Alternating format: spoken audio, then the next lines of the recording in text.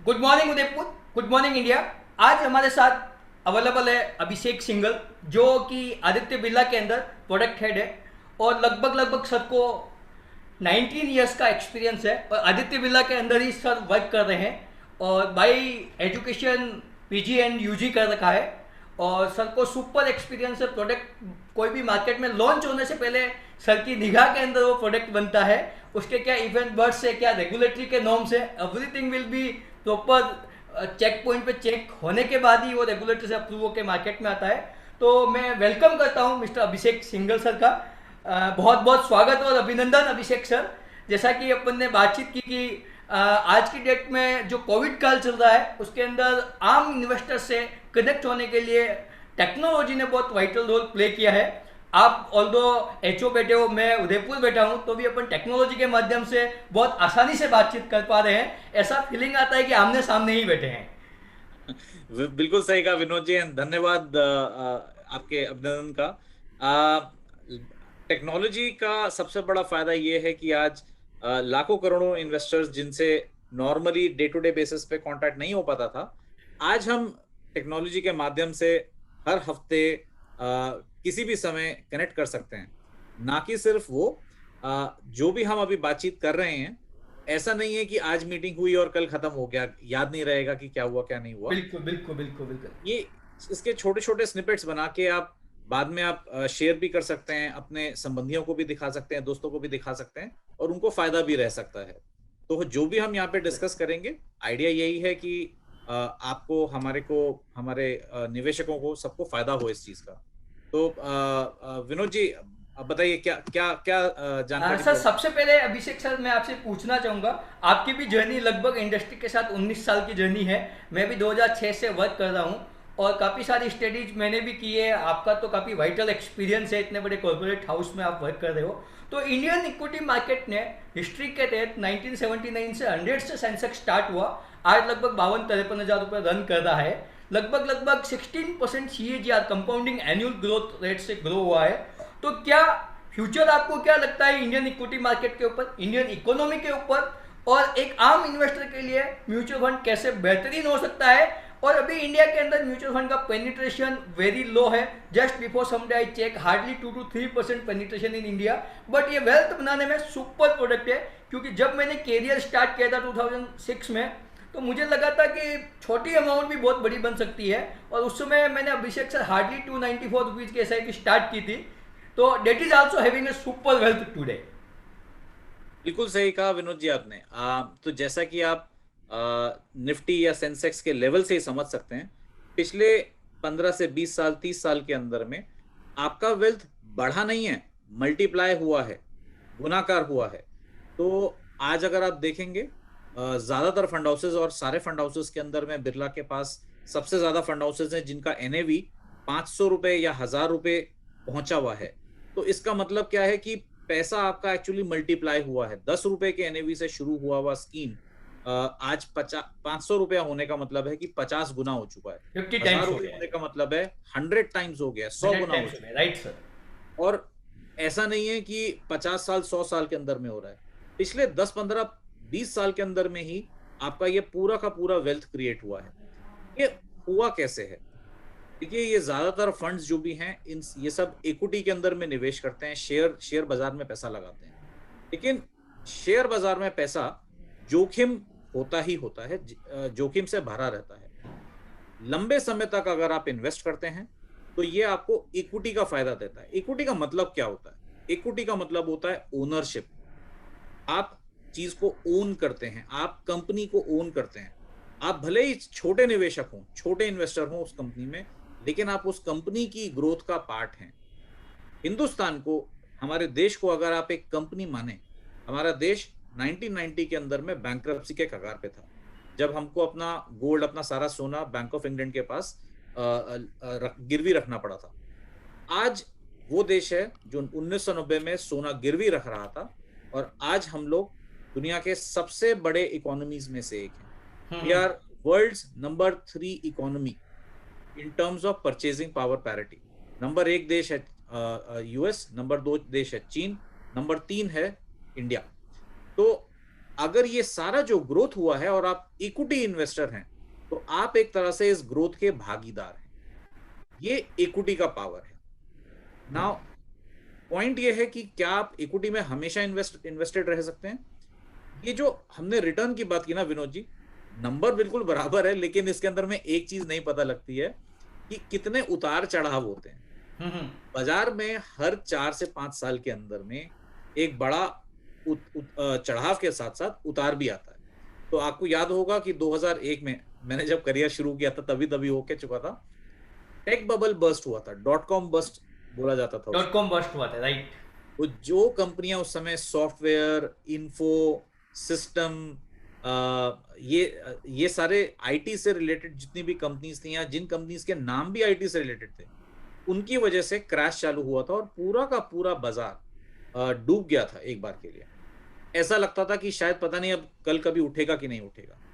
लेकिन 15-20% का उतार आने के बाद भी अगले 3 साल के अंदर में जो उसमें तेजी आई, 2003 से 2007 तक सेम बाजार ने आपका पैसा मल्टीप्लाई कर दिया, राइट, कम से कम दुगना तिगुना कर दिया था वो समय के अंदर। 2008 में फिर से ऐसा लगा जब ग्लोबल फाइनेंशियल क्राइसिस हुआ कि मार्केट फिर से डूब गया। हमारा बाजार लगभग 44% से लेके 55% तक अलग अलग इंडेक्सेस के अंदर में फॉल आया था। लार्ज कैप इंडेक्स लगभग आधा हो गया था। लेकिन मई 2009 की तेजी के बाद, मई 2009 में जब टर्न आया, सेम बाजार वापस से चलना चालू हुआ और 2013-14 तक के अंदर में अगली साइकिल के लिए तैयार हो गया था। ये जो लास्ट साइकिल गया हमारा 2014 से 2017-18 वाला पीरियड, उस पीरियड के अंदर में मार्केट ने और भी ज्यादा तेजी से रिटर्न दिया है। तो जो लंबे समय तक रहे हैं लोग, वो ये पूरा का पूरा ये जो आपने जो 50 गुना बाजार के अंदर में जो तेजी आई है, ये जिसकी बात करी, इसके भागीदार रहे हैं। जो लोग डेली ट्रेडिंग करते हैं, ज्यादातर लोगों ने पूरा रिटर्न नहीं कमाया है, और जो लोगों ने बाजार में पैसा ही नहीं लगाया है वो लोग तो बैठ के बस नंबर ही देख पाए। तो पॉइंट ये है कि आज 50,000 इंडेक्स आ गया है, सेंसेक्स आ गया है, निफ्टी 16,000 आ गया है। क्या यहां से पैसे बनेंगे? क्या यहां से बाजार में तेजी है? हम लोगों को ऐसा लगता है कि आने वाला दशक बहुत एक्साइटिंग रहेगा देश के लिए। ये इकोनॉमी शायद, मतलब हम लोग एक ऐसे समय पर हैं, इसको हम लोग बोलते हैं इन्फ्लेक्शन पॉइंट इकोनॉमिक्स की भाषा में। इस पॉइंट से हम बहुत तेजी से या तो ऊपर जा सकते हैं या नीचे भी जा सकते हैं। हमको ऐसा लगता है कि इंडिया तो यहाँ से ऊपर ही जाने वाला है, और अलग अलग निवेश के लिए अलग अलग थीम्स हैं, बड़े बड़े थीम्स हैं। मैन्युफैक्चरिंग वापस आ रहा है देश में। आपको याद होगा 70, 80, 90 के दशक में, 90 की स्टार्टिंग के दशक में मैन्युफैक्चरिंग पे बड़ा रुझान था। अलग अलग इंडस्ट्रीज आ रही थी, स्टील, ऑटोमोबाइल, केमिकल्स, अलग अलग देश के अंदर में अलग अलग जगह पे प्लांट्स लग रहे थे, अलग अलग मैन्युफैक्चरिंग कैपेसिटीज। Right sir. और 2003 से 2008 के पीरियड के अंदर में भी बहुत ज्यादा काम हुआ था इंफ्रास्ट्रक्चर के ऊपर में। पावर पे बहुत काम हुआ था, सीमेंट पे बहुत काम हुआ था, रोड्स पे बहुत काम हुआ था। तो ये समय वापस से आने वाला है। आने वाले दशक के अंदर में मैन्युफैक्चरिंग का कंट्रीब्यूशन जो हमारे जीडीपी के अंदर में, हमारे देश की आय के अंदर में लगभग 16-17% का है, वो शायद 25% तक जाएगा। ओके। 16 से 25 जाने का मतलब है कि ये बाकी देश की जो ग्रोथ रेट है उससे कहीं ज्यादा स्पीड से बढ़ेगा। इसका मतलब ये हुआ कि मैन्युफैक्चरिंग एक बड़ा थीम है इन्वेस्ट करने के लिए। मैन्युफैक्चरिंग भी बहुत वाइड है, कहां कहां पे आप इन्वेस्ट करेंगे। इसके अलावा डिजिटाइजेशन एक दूसरा बड़ा थीम है। कोविड के अंदर में हमने तो बात ही शुरू की थी टेक्नोलॉजी से। तो कोविड के अंदर में आपने देखा कि जोमैटो, स्विगी, आपके जो ई कॉमर्स वाले जितने भी बिजनेस हैं, इन सब में कितनी तेजी आई है। लगभग हर कंपनी, आपका लोकल किराना शॉप भी आज की डेट में मोबाइल के ऊपर में ट्रांजैक्शन करता है। पेमेंट सारे के सारे आज की डेट में आपसे डिजिटल लेता है। तो डिजिटाइजेशन एक दूसरा बहुत बड़ा थीम है। सस्टेनेबिलिटी और रियल एस्टेट हमारे देश में बहुत समय से बंद पड़ा था, ठप पड़ा था इसका कारोबार। ज्यादातर शहरों के अंदर में कैपेसिटी बनी हुई थी, फ्लैट्स बन के पड़े हुए थे लेकिन बिक नहीं रहे थे। ले, लेकिन अब हमारे को लगता है कि पिछले एक दशक के स्लोडाउन के बाद अब तेजी आनी शुरू हो रही है। रियल एस्टेट एक ऐसा सेक्टर है कि जहां पे अगर थोड़ी भी तेजी आती है तो बाकी सेक्टर्स में भी तेजी आती है। इसको बोलते हैं ट्रिकल डाउन इफेक्ट। ऐसा क्यों होता है कि एक अगर बिल्डिंग बन रहा है, वो बिल्डिंग बनने के अंदर में देखिए कम से कम 150-200 लेबर लगता है। वो जब लेबर आता है उसके खान पान का इंतजाम करना पड़ेगा कॉन्ट्रैक्टर को। ये उनको जो आय जो मिलेगी वो कहीं पे खर्चा करेंगे, तो कंजम्पशन के लिए अगला साइकिल चालू हो गया। अब दूसरी तरफ देखते हैं, बिल्डिंग बनने के लिए आपका लैंड खरीदा गया, लैंड की खुदाई हुई, उसमें सीमेंट डाला, आपका सरिये डले, आपके ईंटें लगे, ये सब मटेरियल भी तो आएगा।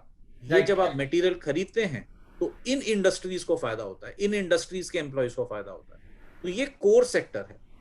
क्योंकि ये कोर सेक्टर है, जैसे ही इसमें तेजी आएगी बाकी इकोनॉमी में भी तेजी आएगी। तो इस वजह से हमको लगता है कि ये 3-4 बहुत बड़े थीम्स हैं। एक और जो बहुत बड़ा थीम है is mid cap and small cap. इसके बारे में सुना बहुत होगा, एक्साइटिंग बड़ा लगता है, क्योंकि क्या होता है, मल्टी बैगर होता है ना, स्टॉक में सबको तेजी लगती है। लेकिन कौन से स्टॉक में जाएं? हमारे देश में 500 स्टॉक रोज ट्रेड करते हैं बहुत एक्टिवली। कुछ ऊपर जाते हैं, कुछ नीचे जाते हैं। तो ये जो रिसर्च बेस्ड इन्वेस्टमेंट है, हमारी रिसर्च बोलती है कि मिड कैप्स और स्मॉल कैप्स के अंदर में तेजी आ सकती है, काफी समय के लिए आ सकती है। और इसको मार्केट की भाषा में बोलते हैं ब्रॉड बेसिंग। सिर्फ लार्ज कैप नहीं, मिड कैप और स्मॉल कैप सब चलेगा। राइट। ये सारे थीम्स हैं, इनमें जोखिम भी है और फायदा भी है, उतार चढ़ाव लगा रहेगा। हम लोगों को लगता है कि ग्लोबल लेवल के ऊपर में, इंडिया में भी कोविड के बाद जितना सपोर्ट आया है, जितना सेंट्रल बैंक्स ने, केंद्रीय बैंकों ने जो सहायता पैकेज दिए हैं, जो स्टिमुलस जो हम लोग बात करते हैं, मॉनेटरी स्टिमुलस या फिस्कल स्टिमुलस जो दिए हैं, उसकी वजह से कंजम्पशन इज अनदर थीम। यहाँ पे भी काफी तेजी रहेगी। हालांकि विकासशील देश जैसे इंडिया हुआ, यहाँ पे अभी तक उतनी तेजी आई नहीं है इकोनॉमी के अंदर में, लेकिन मार्केट में तेजी आ गई है। तो उससे हुआ क्या है कि मार्केट आगे चला है, इकोनॉमी अभी कैचअप करेगी। हम लोगों को लगता है क्योंकि अभी वो कैचअप बाकी है, तो तेजी अभी चलती रहेगी, मार्केट अभी चलेगा। थोड़ा उतार चढ़ाव रहेंगे, लेकिन आने वाले समय के अंदर में पैसे काफी बनेंगे। ग्लोबल मार्केट्स बहुत अच्छे चल रहे हैं, काफी तेजी के अंदर में है, कॉर्पोरेट अर्निंग्स वापस आ रहे हैं। तो ये सारे के सारे निशान हैं, ये सारे के सारे इंडिकेशंस हैं कि आने वाला समय अच्छा है बाजार के लिए, आपको इन्वेस्ट करना चाहिए। लेकिन ध्यान रखें, इक्विटी मार्केट है, उतार चढ़ाव लगा रहेगा, बहुत तेजी से भी गिरावट आ सकती है, लेकिन गिरावट के बाद तेजी भी आएगी। 2020 में भी देखा कि मार्केट ने किसी भी क्वार्टर में अपनी पूरी हिस्ट्री में सबसे खराब सिंगल क्वार्टर फॉल देखा, 35% एक क्वार्टर के अंदर में। राइट। ये कभी नहीं हुआ इंडियन मार्केट के अंदर में, हिस्टोरिकली नेवर हैपन। लेकिन उसके अगले 6 महीने के अंदर में पूरा का पूरा फॉल रिवर्स हो गया। राइट। इतना पैसा भी कभी नहीं बना। Right, absolutely right. तो इन्वेस्टर्स को संयम रखना पड़ेगा, ढांढस बांध के रखनी पड़ेगी। और इसी के लिए उनके लिए हमने फंड बनाया है, आदित्य बिरला सन लाइफ एसेट एलोकेटर फंड। अब इस तरह के फंड्स जो कि एसेट एलोकेशन पे ध्यान रखते हैं, वो आपके लिए सबसे ज्यादा सूटेबल है। लेकिन इस फंड में जाने से पहले बात करते हैं कि क्या नेक्स्ट यही पूछने वाला हूं कि मार्केट के अंदर रिटर्न बहुत अधिक आते हैं, बट मार्केट में शॉर्टर ड्यूरेशन में करेक्शन आते हैं। तो हमने इसके लिए एक कोटेशंस बना रखा है कि correction is temporary, growth is permanent. But एक जो लेमन इन्वेस्टर है उसको ये लाइन बहुत बड़ा सताती है कि mutual fund are subject to market risk, जो हर जगह लिखा हुआ आता है। और साथ में एमपी ने अभी म्यूचुअल फंड सही है, तो टेक्निकली म्यूचुअल फंड सही है। तो यहाँ पे एसेट एलोकेशन का बहुत सुपीरियर रोल प्ले होता है। और प्रॉपर अगर एसेट एलोकेशन की जाए तो मार्केट का रिटर्न भी उसको मिलेगा और म्यूचुअल फंड सही है वो भी प्रूव हो जाएगा।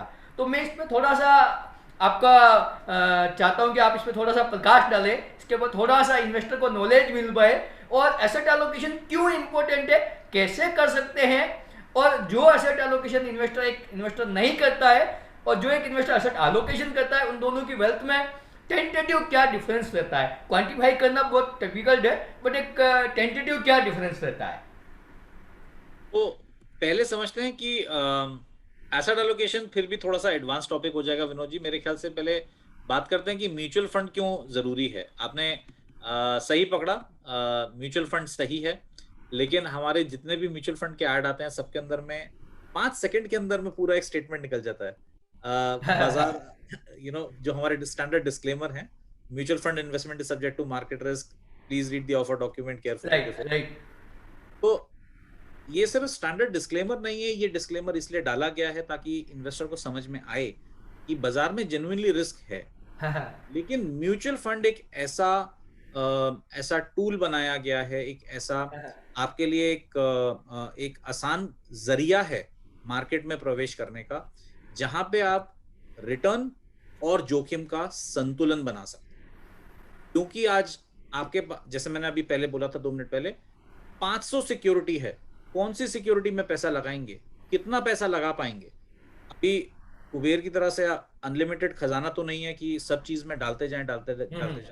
लिमिटेड इन्वेस्टमेंट बजट है। तो म्यूचुअल फंड एक ऐसा संतुलित आपका जरिया है जहां पे आप जोखिम अपने हिसाब से देख सकते हैं। अलग अलग म्यूचुअल फंड अवेलेबल हैं, अलग अलग कैटेगरीज अवेलेबल हैं, जिसके अंदर में आप जा सकते हैं। आप सोच सकते हैं, विनोद जी और बाकी के और हमारे भी एक्सपर्ट्स आपको गाइड कर सकते हैं कि आपके लिए कौन सा वाला सही है। म्यूचुअल फंड सही है, लेकिन कौन सा म्यूचुअल फंड सही है वो भी जानना है। म्यूचुअल फंड सही है, but which product suit your need. Absolutely, it is important कि कौन सा प्रोडक्ट आपकी नीड को सेटिस्फाइड करेगा। तो यहाँ पे एसेट एलोकेशन का रोल प्ले करता है। राइट अभिषेक सर। तो एसेट एलोकेशन का क्या मतलब हुआ? एसेट एलोकेशन का मतलब होता है कि अलग अलग एसेट क्लासेस, यानी कि अलग अलग इंस्ट्रूमेंट्स के अंदर में, कोई इक्विटी के हुए, कोई ऋण वाले यानी कि डेट वाले हुए, या सोना हुआ, क्योंकि सोना पाया गया है हिस्टोरिकली इक्विटी के लिए और डेट के लिए बहुत अच्छा पोर्टफोलियो हेज होता है। पोर्टफोलियो हेज का मतलब होता है जो चीज रिस्क को बैलेंस करे। तो एसेट एलोकेटर फंड 4 जगह पे पैसा निवेश करता है, इक्विटीज में, फिक्स्ड इनकम के अंदर में, इंटरनेशनल मार्केट्स के अंदर में, और गोल्ड के अंदर में। आपको हैरानी होगी शायद जान के ये बात कि जितना हमने अभी आपको रिटर्न बताया इंडियन मार्केट्स का, इंटरनेशनल मार्केट्स ने इंडियन मार्केट्स को लंबे समय से बीट किया है। इससे भी ज्यादा पैसा ग्लोबल मार्केट्स में ऑलरेडी बन चुका है। एप्पल, गूगल जैसी कंपनियां क्वार्टर के अंदर में उतना मुनाफा बनाती हैं जितना हमारे देश का पूरा जीडीपी है। Absolutely right sir. यस्टरडे में जो वायन बफेट साहब है, उनका एजीएम सुन रहा था इस यूट्यूब वर्जन के रूप में। तो उन्होंने क्लियर कट कहा कि जो इंटरनेशनल के अंदर यूएसए ने जो पैसा बना के दिया, दैट इज वंडरफुल। और कुछ एग्जांपल्स भी मैंने चेक किए थे, गूगल, फेसबुक। तो एसेट एलोकेशन में इंटरनेशनल इक्विटी का एक्सपोजर, तो इट इज आल्सो वंडरफुल। तो एसेट एलोकेटर क्या करता है? आपको एसेट एलोकेशन का फायदा देता है। आधार है जोखिम और फायदे का संतुलन। ये रेगुलर बेसिस पे एक एसेट क्लास में मुनाफा वसूली करता है, दूसरी एसेट क्लास में इन्वेस्ट करता है। वो कैसे करता है?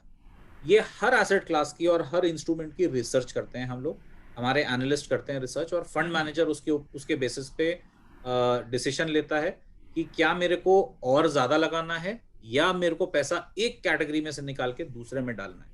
अगर लगता है कि आने वाले समय के इसमें ऑलरेडी बहुत तेजी आ चुकी है, आने वाले समय के अंदर में गिरावट आ सकती है, मुनाफा वसूली करी और दूसरे एसेट क्लास में डाल दिया। क्योंकि ये सारी एसेट क्लासेस अलग अलग साइकिल रन करती हैं। जैसे इंडियन इक्विटीज के अंदर में 3 से 5 साल की साइकिल होती है, ग्लोबल इक्विटीज के अंदर में स्लाइटली लंबी साइकिल होती है क्योंकि अलग अलग देश इन्वॉल्व। फिक्स्ड इनकम के अंदर में और लंबी साइकिल होती है या इकोनॉमिक साइकिल के साथ अलाइंड होती है।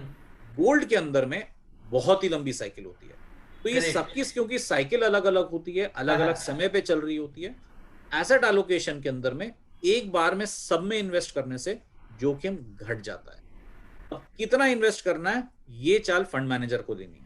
इसके अलावा क्योंकि ये सारे के सारे अलग अलग फंडों में इन्वेस्टेड हैं, तो फंड मैनेजर ही चूज कर देता है आपके लिए कि कौन से सबसे उपयुक्त फंड हैं जिसके अंदर में पैसा लगना चाहिए। तो अगर आप देखेंगे तो करीब 16-17 कैटेगरीज हैं इक्विटी के अंदर में, करीब 15 से 18 कैटेगरीज हैं फिक्स्ड इनकम में, गोल्ड है, इंटरनेशनल के अंदर में तो और भी ज्यादा कैटेगरीज अवेलेबल। राइट। तो वहां पे हम ईटीएफ्स, और इंडिया में भी हम ईटीएफ्स का फायदा उठाते हैं। हम पैसिव फंड्स जैसे इंडेक्स फंड्स हैं, लो कॉस्ट फंड्स हैं, उसका फायदा एसेट एलोकेटर फंड के अंदर में ले लेते हैं। ग्रेट। सही जो थीम है, फार्मा हुआ, डिजिटल हुआ, कंजम्पशन हुआ, ये सारे थीम्स का भी फायदा उठाते हैं। जो थीम्स मैंने जैसे स्टार्टिंग में बात करी, मैन्युफैक्चरिंग, डिजिटाइजेशन, तो हम इनके ऊपर में भी खास रुझान रखते हैं। तो एसेट एलोकेशन आपके लिए फंड सिलेक्शन भी करता है और एसेट क्लास के अंदर में उतार चढ़ाव को भी कैप्चर करता है, मुनाफा वसूली आपके लिए करता है। ग्रेट। अगर आप लंबे समय तक इन्वेस्टेड रहें, निवेशित रहें, तो उसका फायदा आपको मिलता है, क्योंकि अलग अलग एसेट्स का जो उतार चढ़ाव है वो ये कैप्चर कर लेता है, जिसका आपको डर नहीं रखना पड़ता। ओके। होता क्या है, जब बाजार गिरता है, पैनिक, फियर, हमारा बिहेवियर, हम सोचते तो हैं कि हम लॉन्ग टर्म इन्वेस्टर हैं, लेकिन अगर हम जेन्युइनली देखेंगे हमारे अपने ट्रैक रिकॉर्ड को, तो पाएंगे कि जरा भी बाजार नीचे गया 5% से ज्यादा तो रिडेम्पशन करने भागते हैं। बाजार ऊपर जा रहा होता है, बहुत तेजी है, जब आपको स्लो करना चाहिए, उस समय हम बाकी लोगों को देख के एक फियर फैक्टर आ जाता है, FOMO, fear of missing out, तो और पैसा लगा देते हैं। तो इसकी वजह से ये फियर और ये ग्रीड का जो फैक्टर है, फंड मैनेजर निकाल देता है बाहर। ग्रेट। इसका फायदा एसेट एलोकेटर में आपको मिल सकता है। ग्रेट। दूसरा जो बहुत बड़ा फायदा है वो ये है कि क्योंकि हम अलग अलग फंड्स में पैसे डाल रहे हैं, डायरेक्ट प्लान में और ईटीएफ के अंदर में पैसे लगा रहे हैं, अंदर के स्कीम के अंदर में, तो उसका लो कॉस्ट का फायदा आपको मिल रहा है। ग्रेट। इसकी वजह से एसेट एलोकेटर या एसेट एलोकेशन आपके लिए फायदेमंद हो जाता है। एक जो बहुत जरूरी आपको चीज बोलना चाहूंगा वो ये है कि म्यूचुअल फंड में एसआईपी आप कर सकते हैं। सबसे अच्छी चीज जो आपके लिए बनी है, हर बजट के लिए एक प्रोडक्ट अवेलेबल है। राइट। अगर आपको लगता है कि भाई मेरे को थोड़ा थोड़ा पैसा हर महीने जोड़ना है, जैसे कि बहुत गृहणियां करती थी, मेरी माँ करती थी ये चीज पहले, आप एसआईपी भी कर सकते हैं। अगर आपको लगता है कि बड़ा आप निवेश आज करें और मेरे को बेटी की शादी के लिए चाहिए या गाड़ी खरीदने के लिए चाहिए या घर खरीदने के लिए चाहिए, तो आप वो भी कर सकते हैं। तो ये किसी भी समय के लिए सूटेड है। आप आज डालना चाहें जब बाजार ऊपर है, आप अगर करेक्शन आएगा उसके बाद डालना चाहें, जब आप डालना चाहें, ये फंड समय के हिसाब से अपने आप को ढाल लेता है। ग्रेट। आपके लिए एसेट एलोकेशन बहुत जरूरी है, यही आपके लिए सही फंड है। ध्यान रखें, रिसर्च ने पाया है 92% of all portfolios return comes from asset allocation. 92% औसत तरीके से जो रिटर्न आता है, 92% रिटर्न एसेट एलोकेशन से आता है। ये सिक्योरिटी सिलेक्शन, सही घोड़ा पकड़ा, ये चीज केवल 8% ही चलती है, 92% नहीं। तो करक्स ये है कि एसेट एलोकेशन बहुत ही इंपॉर्टेंट है, और रिसर्च जैसा कि आपने बताया कि 92% जो रिटर्न डिलीवर्ड करता है वो एसेट एलोकेशन करता है। तो अभिषेक सर, मैं last question as a summary आपसे एक इन्वेस्टर के लिए पूछना चाहूँगा कि क्या क्या चीज़ें उसे 2 मिनट में आप समराइज एसेट एलोकेशन में ध्यान रखते हुए कैसे उसके लिए वेल्थ के लिए वेल्थ अच्छी क्रिएट हो, और इक्विटी का केवल एक लाइन में क्योंकि ये लॉन्गर रन में सुपर वेल्थ क्रिएट करती है, जो कि एसेट एलोकेशन में ऑलरेडी इनबिल्ट पार्ट है। सो जैसा कि मैंने बताया आपको दोस्तों, आने वाले समय के अंदर में बाजार के अंदर में बहुत सारे रीजंस हैं कि हम एक्साइटेड रहें। हमारा इकोनॉमी एक बहुत एक्साइटिंग फेज से निकल रहा है। तेजी के बहुत सारे रीजंस हैं। कॉर्पोरेट अर्निंग्स बहुत अच्छे तरीके से वापस आ रहे हैं। एक तो थोड़ा सा लो बेस का इफेक्ट है, पिछले साल मंदी रही, इस साल वापस से अनलॉक की प्रक्रिया चालू है, तेजी आने की उम्मीद है। वैक्सीनेशंस काफी हो चुके हैं। हमने अभी कल या परसों न्यूज आया 50 करोड़ पार कर लिया है नंबर। 150 करोड़ के देश में 50 करोड़ बहुत बड़ा नंबर है। तो आने वाला समय अच्छा होने की ज्यादा उम्मीद है। लेकिन जितना हम खुश हो रहे हैं, जितना प्रोत्साहित हो रहे हैं, ध्यान रखें ये बाजार में जोखिम है। करेक्शन आ सकता है।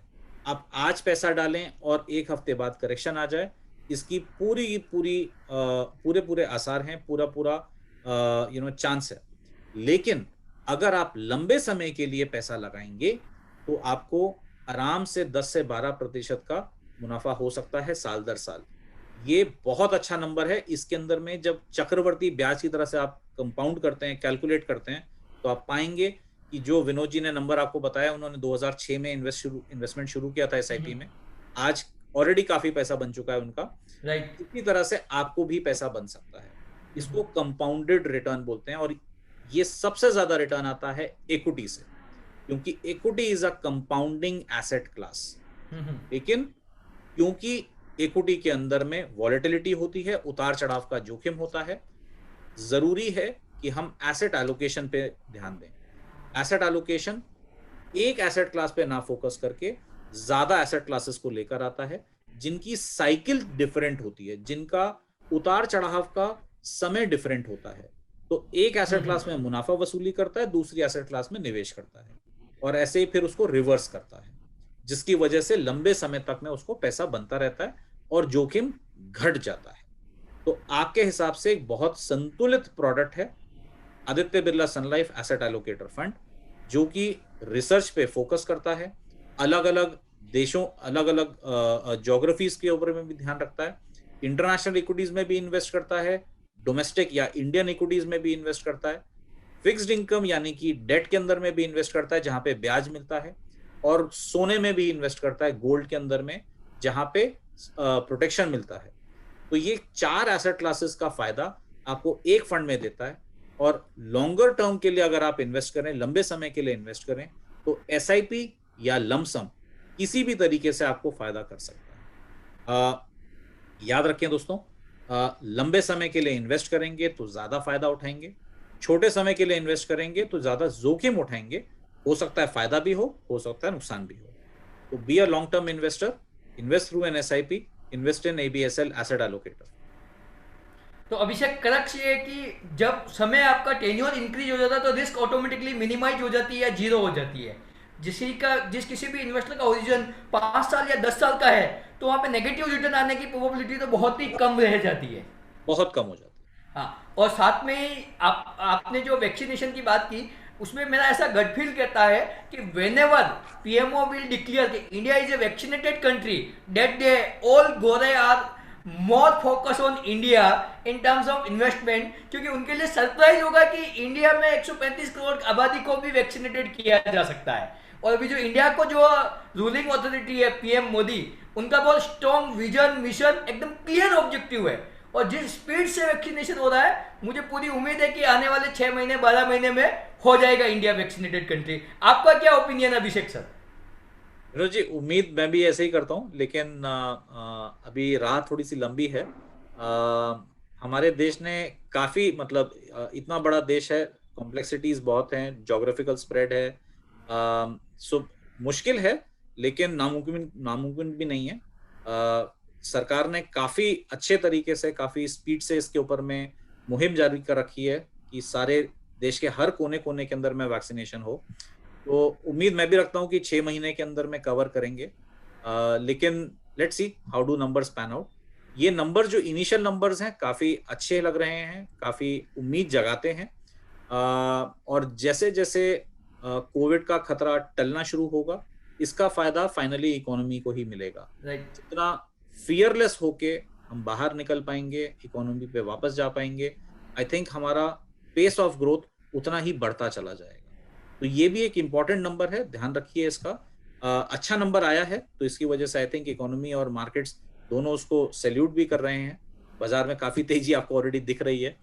तो उम्मीद करूंगा कि आपकी आशा पूरी होगी विनोद जी।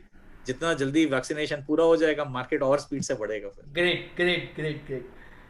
अभिषेक सर को बहुत बहुत धन्यवाद। अभिषेक सर ने आज सैटरडे के दिन, नॉन वर्किंग डे के दिन, अपना इम्पोर्टेंट समय दिया, अपना 20 साल का एक्सपीरियंस शेयर किया, और एसेट एलोकेशन पे जो इम्पोर्टेंट बात कही है। मेरा भी पर्सनल एक्सपीरियंस ये कहता है कि प्रॉपर एसेट एलोकेशन होना बहुत ही इंपॉर्टेंट है। गोल्ड अपनी जगह अपना रोल प्ले करता है, इक्विटी अपनी जगह इक्विटी का रोल प्ले करेगी, इंटरनेशनल इक्विटी का रोल प्ले करेगी, डेट का रोल प्ले करेगा। अगर प्रॉपर मिक्स हो जाता है आपकी नीड के अकॉर्डिंग तो वेल्थ बनना सुनिश्चित है। बट इन्वेस्टर को ध्यान में रखना चाहिए कि long term point of view लेके ही इन्वेस्ट करें। शॉर्ट ड्यूरेशन के अंदर करेक्शन ऑलवेज संभावित रहते हैं, इसीलिए हम कहते हैं कि करेक्शन टेम्पररी है, ग्रोथ परमानेंट है। बट उसके लिए विजन होना चाहिए 5 साल, 10 साल, 15 साल, 20 साल, तो ही अच्छी वेल्थ बन सकती है। अभिषेक सर का बहुत बहुत धन्यवाद। अगेन मैं स्वागत करता हूँ एसएलएम की टॉक सीरीज के अंदर। आज आपने बहुत ही इंपॉर्टेंट टाइम दिया। लास्ट 2 मिनट आप थैंक यू वर्ड में अभिषेक सर से मैं सुनना चाहूँगा। Then today talk show is finish. So much Vinod ji, आपका आभारी हूँ मेरे को यहाँ पे बुलाने के लिए। Very very happy to be associated here and आशा करेंगे कि जारी रखेंगे इसी तरह के अपने बातचीत आगे भी। बिल्कुल, thank you so much Abhishek sir, thank you.